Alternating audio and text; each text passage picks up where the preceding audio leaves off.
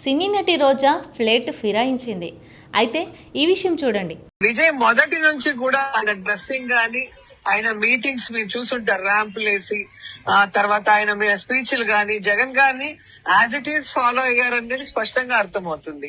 Vijay confident గా ఉన్నాడు. Meeting కూడా పెట్టి మనం అవుతున్నాం సీఎం, మీరెవరు భయపడాల్సిన అవసరం లేదు, గెలవగానే ర్యాలీలు లేకుండా నేరుగా పార్టీ ఆఫీస్ కి వచ్చేయని కూడా చెప్పాడు. అంటే ఆయన మొదటి నుంచి అదే కాన్ఫిడెంట్ తో ఉన్నాడు. ఏ పార్టీతో అలయన్స్ అడిగినా కూడా లేదు నేను సింగిల్ గా నిలబడతా, కానీ ఆయన అంత పెద్ద స్థాయి నుంచి ఆయన వస్తున్నాడు, ఖచ్చితంగా ఇంపాక్ట్ ఉంటుంది యూత్ లోను విమెన్ లో అని చెప్పి తమిళనాడులో అనేక ఇంటర్వ్యూల్లో నేను చెప్పడం జరిగింది. ఈ విషయం ఎందుకు చెప్తున్నాను అనుకుంటున్నారా?